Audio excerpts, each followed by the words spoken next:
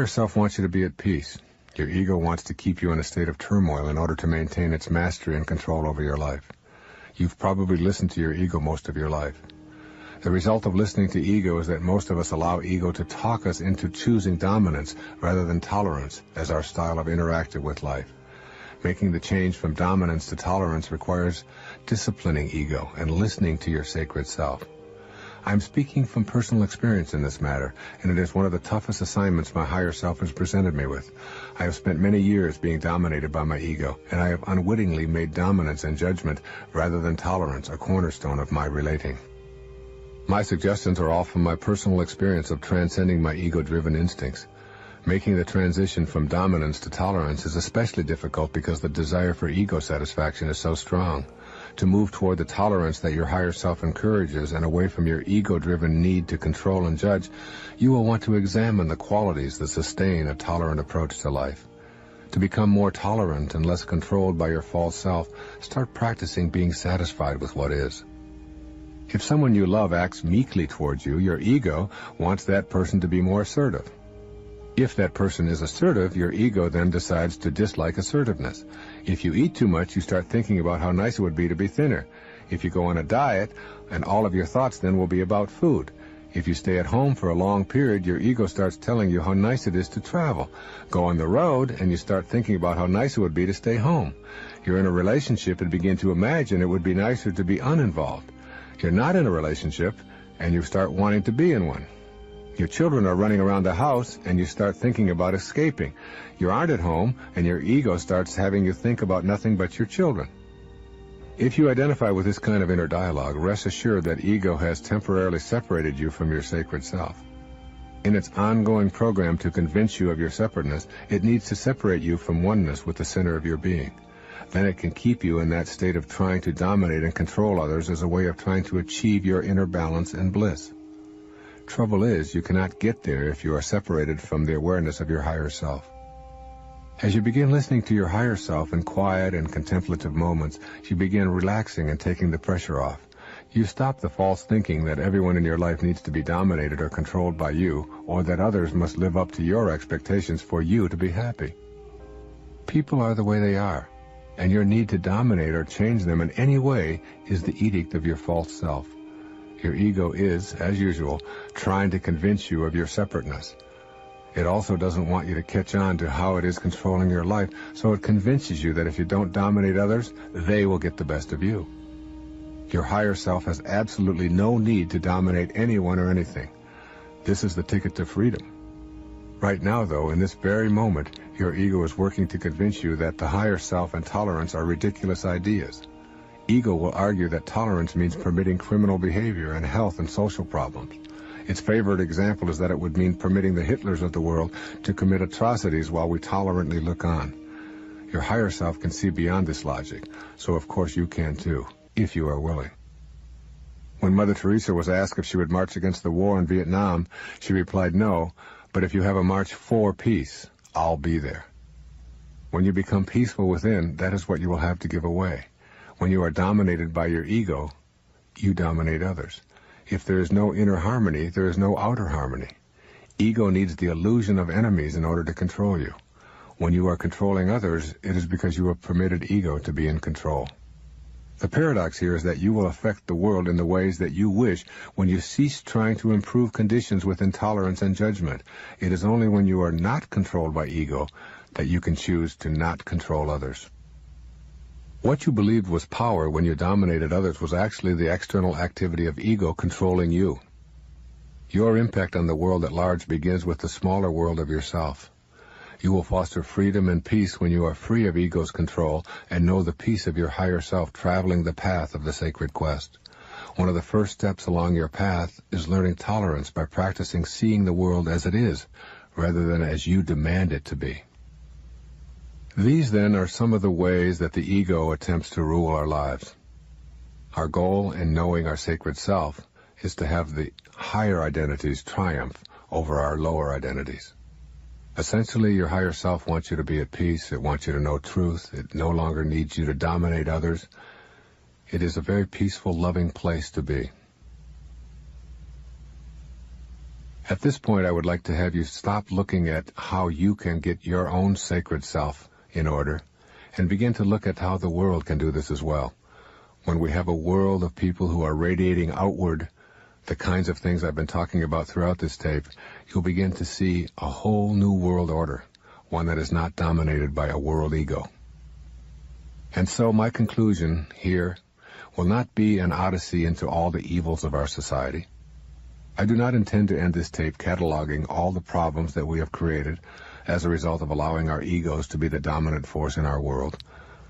This is not to say that I fail to recognize that we have plenty of problems that have grown out of our preoccupation with satisfying our egos, nor am I blind to the fact that our individual egos have interacted in ways that have produced war, crime, addictions, poverty, social inequities, and government tyrannies. We have created a world ego that reflects on the global level the same lack of depth and richness that exists in our individual lives. Throughout this tape, I have presented reasons for taming the personal ego and suggestions for how to do that. The very same can be said for doing this on a global level. I hope it is as obvious to you as it is to me that the collective ego will benefit when we transcend our individual egos. You, as a single individual, have a sacred quest. That quest involves coming to your higher spiritual nature and inviting it to show you the way of the sacred self in your daily life. This means denying the demands of your ego if those demands contradict the guidance of your higher self. Our world is a collection of individuals urged on by the loving presence within all of us to achieve the sacred quest personally and collectively. The world will become a peaceful, fulfilled, cooperative, loving, truthful, tolerant, and pure environment as the individual parts that make up the collective consciousness restrain their egos. As is the microcosm, so is the macrocosm. The whole behaves precisely as does its individual parts. Many people I speak to tell me that they feel powerless to affect the global community. They believe that, given the scope of the world's problems, their efforts are so infinitesimal as to be insignificant. They simply are not seeing that it is precisely through a change in individual consciousness that the world will be transformed. All of the problems that we face as a group reflect those we have individually. The world is encountering a spiritual deficit that reflects our need to consciously get on the path of our sacred quest. The solution to individual and global problems is to overcome the spiritual deficit. When you make the shift in consciousness, allowing yourself to be an agent of heightened awareness, you are contributing to the transformation of our world. You are not separate from the other souls on this planet. You share the identical energy that embodies the souls of Rwanda and Pakistan, for example. You are the lamp, and God is the electricity. It flows through you as surely as it flows through all living things. When you make the decision to choose the guidance of your higher self over your false self, you have plugged into the divine inner energy. When you run your life based on the principles of the higher self, you are contributing to the transformation of the entire world. You must strengthen your will to choose the sacred path when your ego calls you a fool for believing there could ever be a world without war. If your ego can convince you, you will become part of the collective ego's falseness. Individuals who choose ego propaganda are individuals who will build more bombs and manufacture more weapons. Currently, there are some 6 billion people on the planet. About 3 million are at war or in skirmishes that cause them to kill and torture each other. But that means that there are 5,997,000,000 who are not at war. This is a hopeful statistic, which our egos do not want us to consider. By contrast, the collective ego strives to keep the populace nervously on the edge with reminders to view the world in terms of us versus them. This ego viewpoint not only reinforces the insane escalation of ways to kill each other, but is also responsible for most of our social problems. The world ego is our false self, and this is the primary characteristic that we need to recognize. We want to believe that we are our physical bodies, and that the territories we occupy are so important that we are willing to kill each other in order to maintain those boundary lines. We have become convinced that our true identities are located in tribal ancestries, traditions, histories, genealogies, and the color and shape of our bodies. We have lost sight of our authentic identities because of the labels that our egos have assigned to us. Our egos have coalesced into a worldwide false perception of ourselves based on an unwillingness to know our true spiritual nature.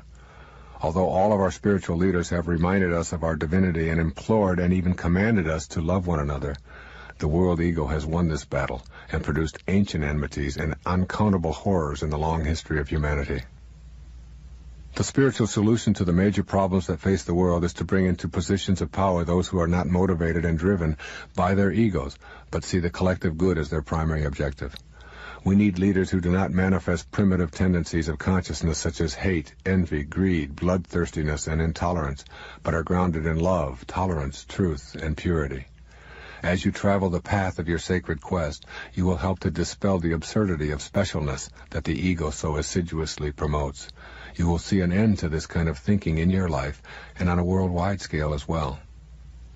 The higher part of ourselves that I have talked about on this tape reacts to a vision that is infinite. This is assuredly not the vision of the ego. The ego is just as cowardly on a collective scale as it is on an individual basis. The world ego is frightened of a mass appeal to overcome our spiritual deficit. When people face inward and embrace a more loving perspective, the power of the sacred self will create change not only in the community but in the entire world as well. The world ego will do all that it can to prevent this kind of inner approach. It will ridicule those who promote meditation, peaceful demonstrations, and the love of God as a way out of the morass of social evils. The collective ego convinces itself that money makes it special, and thus it will throw dollars at any problem and pride itself on the undertaking. Consume, consume, consume. More is better. The more you accumulate, the fancier your toys, the bigger your shopping malls, the more petrol that you use in your automobiles, the more successful you are. It is a push away from peace toward a style of consumerism and capitalism that is defended as the way of civilization. Yet your higher self knows there is no peace in the more is better. It is just as true on the collective level as it is on the individual plane. The higher self urges you to simplify and to avoid contributing to anything that hurts others or increases the separation from your spiritual source. As you listen more closely to your sacred self and transcend your ego, so too will the world ego be shifted away from power, control, and money, back to the basic virtues of higher awareness, back to peace, beauty, love, purity, tolerance, patience, and compassion. This does not mean that the benefits of technology cannot be enjoyed. It means that the ego will not be the motivating force in our lives. What we truly are as a people is a force that craves peace and simplicity. We want that deeper awareness that comes with the sanity of the higher self. It is insane to continue believing that we are a collection of tribes, each with a separate identity and a special mission. It is insane to believe that anyone who does not fit into our particular tribal mentality is a potential enemy. We know that there is not a separate God for each of us, or even for each of our tribes. We know that there is a universal divine intelligence that flows through all of us, and in that sacred space within us, we are all one and the same. We know that the best within us is love, kindness, and compassion.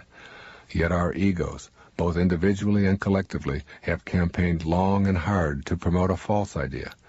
How sane is it for people to be killing each other over disputes that ancient egos created long before we arrived? How sane is it for us to believe that some of us deserve to eat the food that God provides, and that others do not deserve it by virtue of their geographic location? How sane is it for us to pump up our youth with the philosophy of the free ride by leading them to believe that if they want something, they deserve it?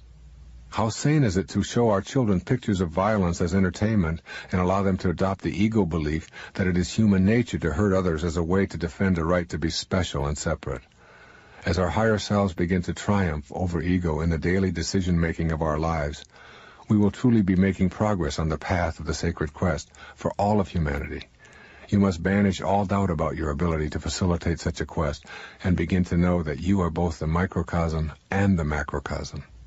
There is a universe within you, a unified field of all possibilities that you can reach as you become the compassionate witness. Be silent. Shut down the inner dialogue. Most important, transcend the false self that we call the ego. That is when the healing will begin to occur. The world ego is destined to be restrained as more individuals look within and consult the higher part of themselves. The doubts are vanishing, and the spiritual revolution is well underway. Moving toward an egoless world is not some far-fetched idea, any more than the disintegration of the Iron Curtain was a far-fetched idea. To those who heard such talk a few years before it happened, it did indeed seem absurd, but ideas, thoughts, and inner knowings are powerful instruments for the disintegration of the false self. One of the simplest and most powerful ways of doing this is taught by Eknath Eswaran.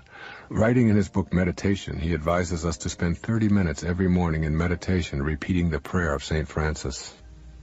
In saying this prayer, we both transcend the ego and invite the sacred self to guide us through the day. I invite you to join me in this daily prayer as we share the path of the sacred quest. The prayer of St. Francis goes like this. Lord, make me an instrument of thy peace. Where there is hatred, let me sow love. Where there is injury, pardon. Where there is doubt, faith. Where there is despair, hope. Where there is darkness, light. Where there is sadness, joy. O divine Master, grant that I may not so much seek to be consoled as to console, to be understood as to understand, to be loved as to love. For it is in giving that we receive. It is in pardoning that we are pardoned. It is in dying to self that we are born to eternal life. If you have the same knowing about your world, dramatic changes will take place as we collectively put to use the greatest force in the universe, the force of love. It seems only fitting to quote my spiritual teacher, Nisargadatta Maharaj, as I close this tape. He reminds us of the simplicity of creating a society that is based on spiritual principles. He puts it this way. My stand is clear. Produce to distribute. Feed before you eat. Give before you take. Think of others before you think of yourself. Only a selfless society based on sharing can be stable and happy. This is the only practical solution. If you do not want it, then fight. I want it. I encourage you to do the same. God bless you, and thank you for listening.